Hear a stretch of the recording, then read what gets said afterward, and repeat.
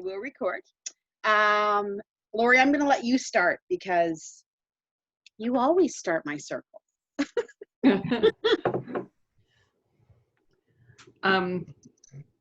Sorry.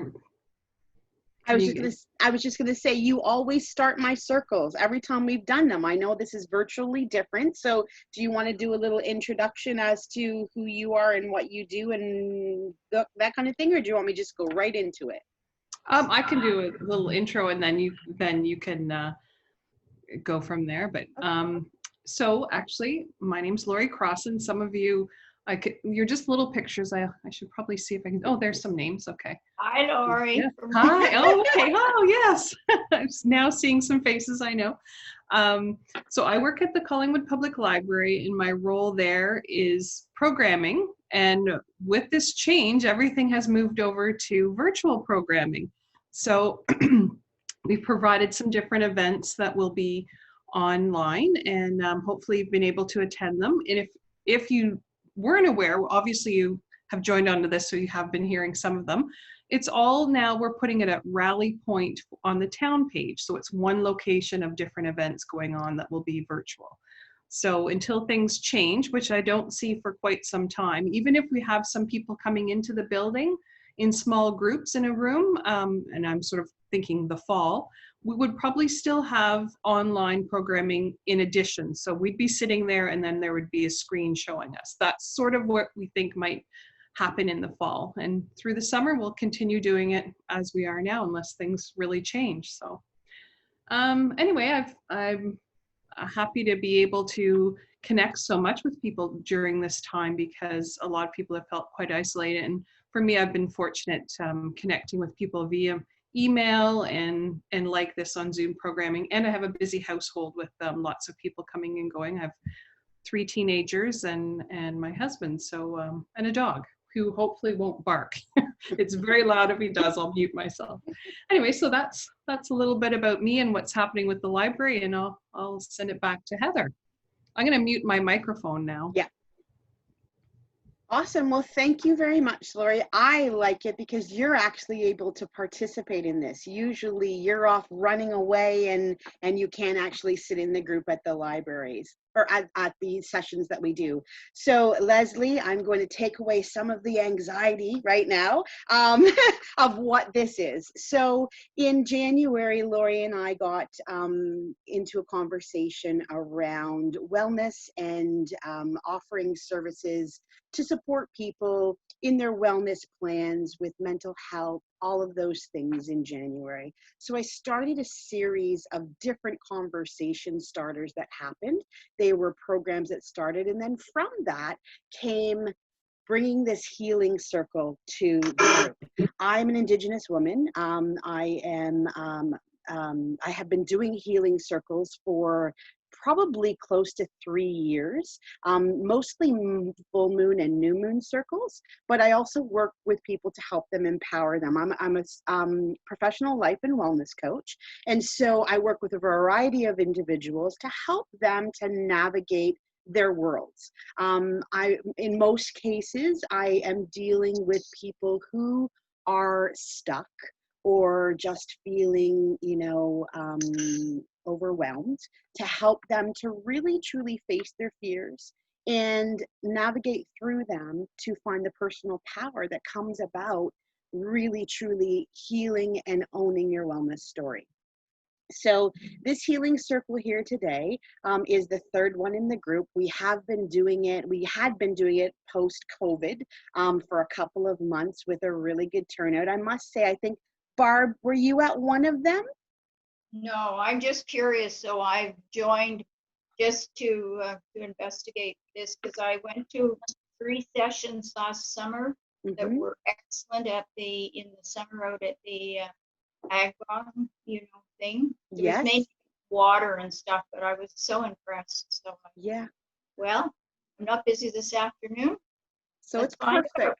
It's perfect. So today what I'm going to be focusing on doing is just having a conversation around where everybody is right now and tackling that big word that people most people are experiencing in one way or another. And that is the fear of what is coming up, what is next, what has been. We don't want to focus on being in that, but I want to be able to give you some tools for your emotional toolbox to help you if you find yourself in a situation where you're feeling a little anxious, you're a little bit more stressed out as things open up and you don't know what that's going to look like. So the very first thing that I always do inside of our circles is do a round robin, and we just take a chance to introduce ourselves. Normally what I would be doing is, this is my selenite stick, and selenite has a lot of healing tendencies or properties to it, and it also just works as a great talking stick for people to use. It's a cleanser. So I know you guys can't physically have this stick, but I want you to know that it's here with us and it has traveled to a lot of circles. So what I'm going to do is ask, we'll go around, I'll call out your name, and if you can just say who you are and what brought you here today and what's going well in your world right now. Because we have a small group, it's really nice because we'll be able to conversate a little bit more about that and really have the opportunity to open a discussion as to where you are and how you're feeling at this point in time. So Judy, if you don't mind, let's start with you, and we'll turn it over to you. Okay, my name is Judy Drake, and I signed up for this because I've sort of always been interested in what it could bring for me or do for me, as far as giving me tools for coping and whatever. I'm actually in a fairly good place right now. It's just my husband and I, and we've been faring fairly well through this whole situation that we have.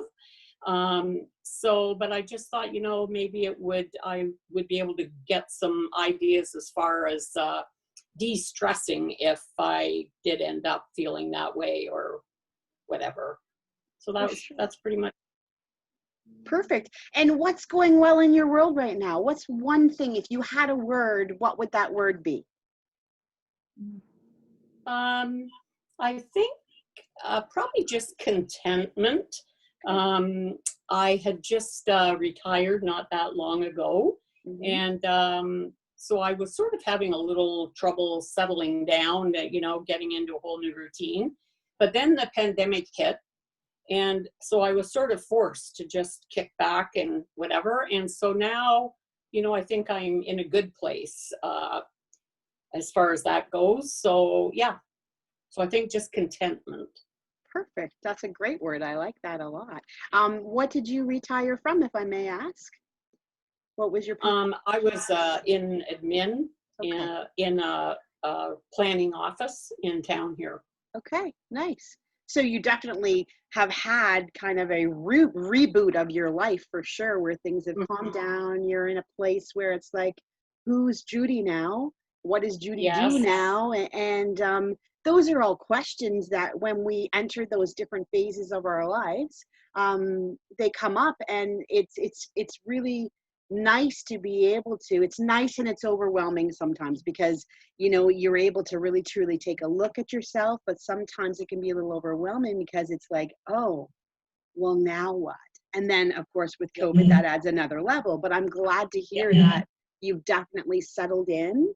And I always tried to, when all of this started, approach everything like it wasn't a reprimand because I really felt like the world was being reprimanded for a while, but it wasn't a restriction. It was an opportunity. It was an opportunity for me to get back to the basics, to really truly navigate what was working in my world and what wasn't working in my world, and figure out the who I am story of what was important for me moving forward. So that's, contentment is a great thing, and hopefully that journey is helping you to really truly decide what's important for you. So that's good. That's right. Thank you. That's right. Yeah. Thank you very much. Thank you. So Leslie, do you want to go ahead now? Sure. My name is Leslie, and as I said before, I wasn't really sure what a healing circle was. what it entailed. I moved up to Collingwood 2 years ago, but I continued to work. So I didn't really settle in here. It was just a place I came, and I found me spending a lot of time not being here. I have a chronic health illness that has forced me to stop working. So I am retired as well. I was a dental hygienist. I worked in orthodontics in 3 practices down in Hamilton, Brantford, and Burlington area. Before COVID, I was feeling a little bit isolated and lonely and not really sure how I was going to proceed with my life because I was kind of at the crossroads. I'm here by myself. All of my family is at least 2 hours away from me. I have a son in Toronto, a son in Paris, a daughter out west, and everybody I go to see is at least 2 hours away. Wow. So since COVID, I found myself being very overwhelmed with sadness. Okay. Not sure where it's coming from. Okay. So I don't know, I guess I'm trying to explore things to help myself move forward with this new stage of my life. Okay. Being retired, being in a new town, all that kind of stuff. Yeah. Well, thank you for Where I'm sharing. at. The what? That's where I'm at. Okay. You know what? You're at a perfect place. You have a brand new chapter ahead of you that you get to navigate through. And you know, I want to validate the fact that sadness is definitely a part of all of this that we have experienced. I know that a lot of my clients that I've been working with lately, we have been going through all of these phases because when this all took place, we literally had a hard stop, as we all know. Like the button was pushed and we had no control. So what we're going to talk about here today is how, you know, every human has 5 core fears, okay?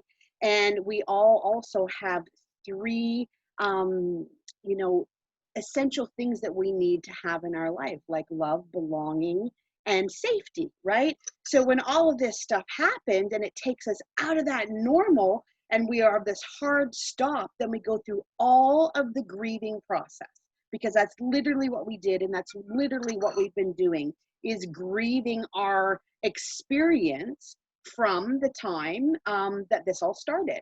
So thank you for sharing that. I did lose your picture. I'm trusting that you're there. She's still there? Maybe. And see, this is why I record, because then I can share. Yes, the grieving process and that sadness is a natural emotion and a response. There she is. There she is. Judy. I put my phone on mute. Oh, that's okay. Calling I've been waiting for.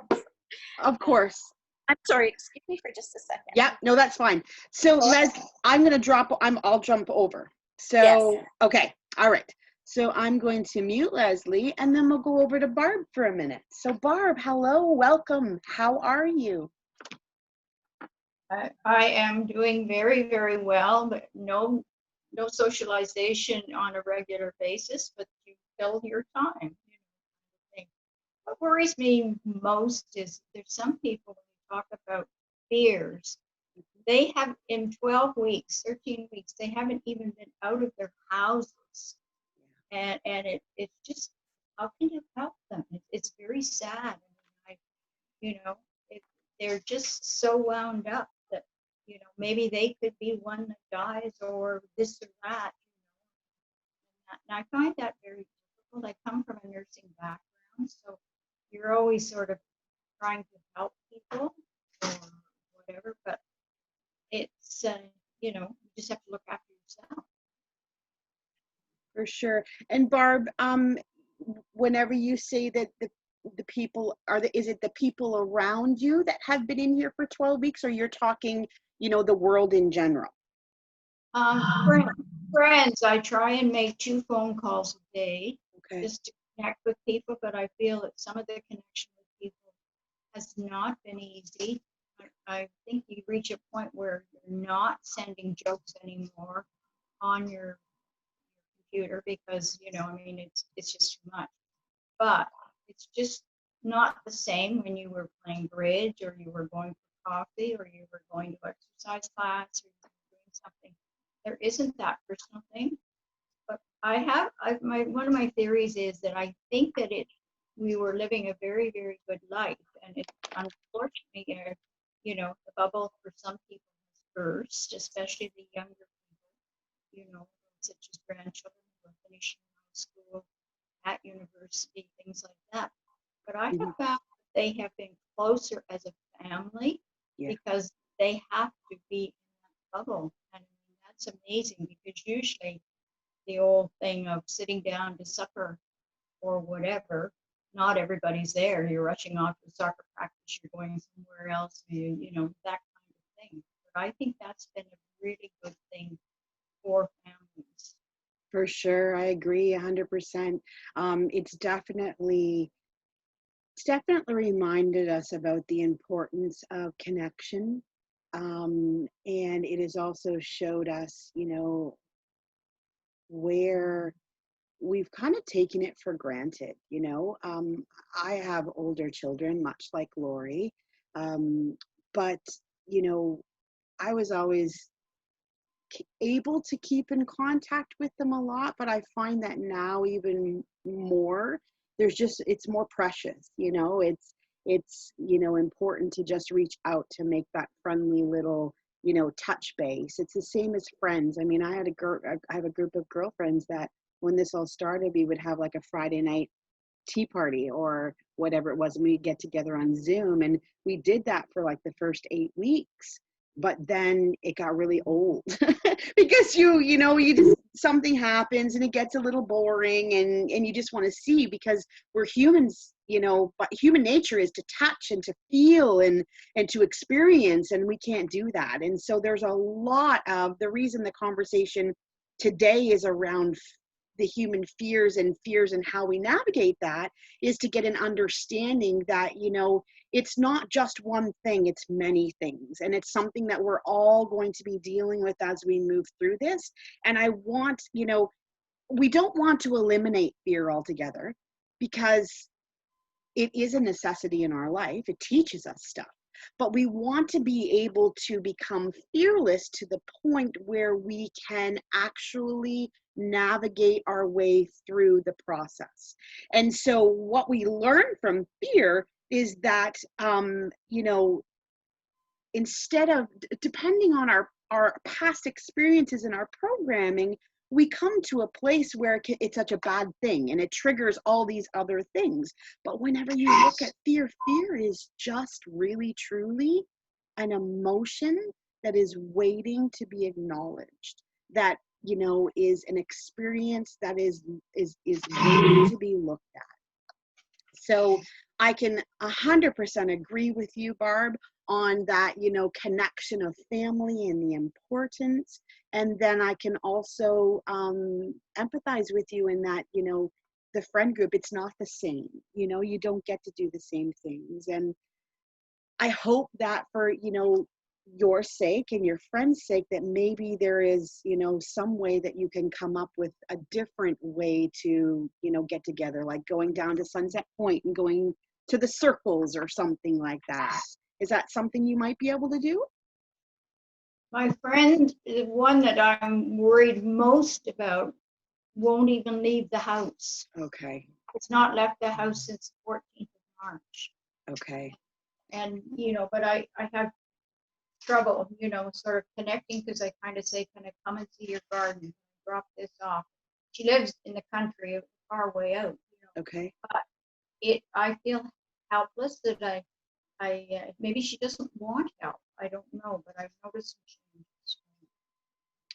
I'm sure that she does. What, you know, you're describing there for sure is that isolation piece, that, you know, we get so stuck and frozen in all this. And let's face it, My air conditioner is going to do something crazy here. Let's face it,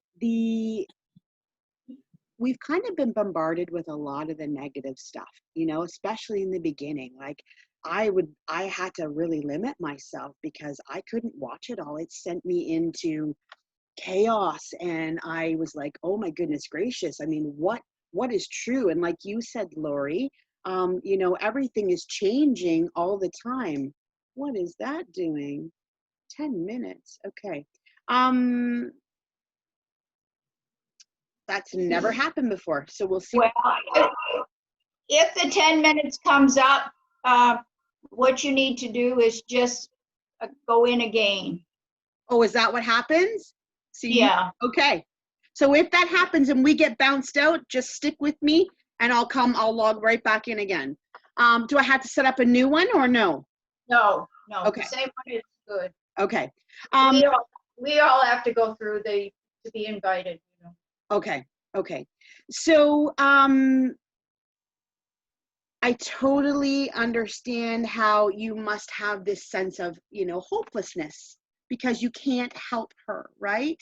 But all you can do is continue to reach out like you have done and just be that person, to be that light, to be that one to connect, and she will take it as she can, because ultimately, I mean, all of us can only take care of ourselves, and that's the important piece here, is that, you know, when we start trying to navigate and manage all of everything, then we're doing a disservice to ourselves. So keep talking, keep reaching out the best way that you can. I trust that, you know, she will come around. I would imagine that, you know, she's just really, really overwhelmed, and maybe sharing a name or a contact or trying to get her to something like this, you know, might be a way, or to talk to somebody that can just help her navigate those feelings, because it's a scary place whenever you're frozen in that fearful place.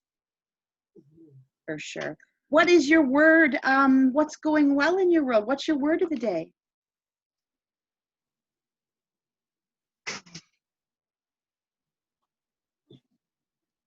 I don't know. Okay. Being busy, I guess. Okay, perfect. Well, thank you, Barb. Okay, so Lori, I'm going to shoot back over to you very, very quickly. We know who you are because you told us about it, but how are you navigating these waters, and what is your going good story? What's your word? They're just unmuted. I would say, going back to March 13, 14, that was my husband's birthday. And I'll sort of walk you through what I felt. He was at home and watching the news a lot, which you're advised not to, and he knew what was coming. And I was in this other world of like, la la la, oh really? Yeah, I know it's not great out there, but he's like, no, I think we're going to be locked down. I was like, no. And sure enough, March break hit, we closed the library. We continued to go in and clean and work, and I thought, oh, we'll be back to normal right after March break. So I was still sort of in that optimistic, it's only going to be a week or so feeling. And then I realized, oh my gosh, my regular work is going to dramatically change. We were then everybody was sent home, and I was using my son's computer, which the frustration, I wanted to throw it through the window, because it's a Mac computer and everything was logged in for him, and all of a sudden it switched back to him, and I was like, ah! So then I bought a computer, set everything up, and I focused on connecting the community via Zoom and programming. Yeah. And there was a lot of back and forth working with some of you know Jennifer Parker. So that was my focus. I was just like, how can I connect people and help people who are isolated, like Barb was talking about. And we decided Zoom programming, as much as we can do, that's for lack of a better word, that's doable, time commitment and that time of the day, and that would work for people. So that became my focus, and a lot of, as some of you probably experienced, a lot of cooking, because at the time we also had my son just come back from Japan with his travel partner. They went for the winter to work at a ski resort, and then they couldn't get a flight home. And I don't know if you remember all that in the news, get the Canadians home. So all of a sudden we had 6 people in our house, and so I really focused on daytime was library programming, evening was good meals, good nutritious meals for everyone, and important conversations around the dinner table, which also Barb mentioned about families connecting, because my kids are athletes, and what was happening in the evening is rarely we would get more than 2 or 3 people sitting down, because sports and homework or whatever programs would take people away out of the building. So that was a really fun time, was dinner time on a personal level, and my work was going quite well. It was starting to go in the right direction. The fear part of it, I felt blessed that, except for my daughter, and my gut feeling is that she did have COVID earlier in the year because she was so sick, and she's a very healthy girl. And so she may, or we'll find out maybe one day through blood tests, but I wasn't too fearful of COVID because I consider myself fairly healthy, but I was very concerned for the population as a whole. And so then now we're moving to the part where things are the meals are now starting to go downhill. I wasn't focusing on those as much. It was a little more, we can order from restaurants and things like that. And my one son just was not engaging in his schoolwork, and the other one was. So that was sort of like the homeschooling thing. Come on, you got to, where I would never had to push before because they were always in school, and that works well for them. So, so what my fears were just generally, it was just awful watching the news. So I had to stop that because there were scenes from, I guess Italy is the one that really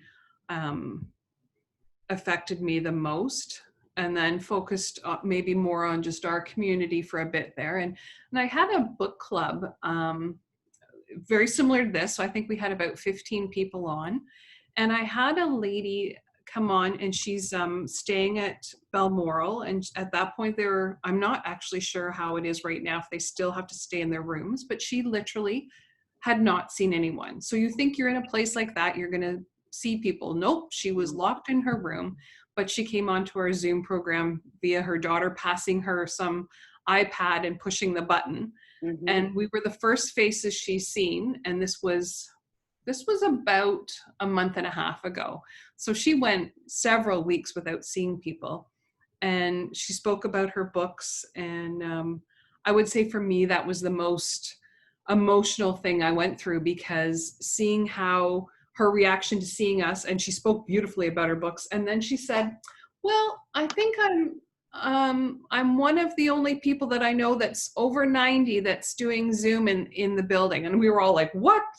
She looked very, like, she didn't look her age, and she spoke so well. And so anyway, that was a very poignant moment for me, speaking to her and finding out how she was feeling, and feeling so isolated and able to connect with us. So that was a wonderful feeling, that I was able to bring her together with other people, and also to feel what she'd been going through, being so isolated, because that's for myself, it's not been as much of that experience, having so many people in our house and doing so many programming. So so was there another question to us?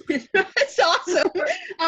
What would your word be right now? My word. Yeah. Actually, right now, I have to say it's grateful. I love my house, and today we have a pool. So that's why my hair's damp. Yay. Yay. So I feel very grateful to be in a home with my family, and if I were completely locked down, we are going to grocery stores, and I do go into work 2-3 days a week. But if I was completely isolated to this house, I still am very grateful for. It's very nice and private and treed. So I feel like every day I get to forest bathe in my own yard. So I'm in town, but with a very nice private yard. So I'd say grateful is my word, even though we are in this not great situation. Yep. I love that. Thank you so much for sharing that. I'm going to tell Leslie very quickly, if we get booted off here, just log back into the click, okay? Or click the login again, because it's saying to upgrade, but we'll see.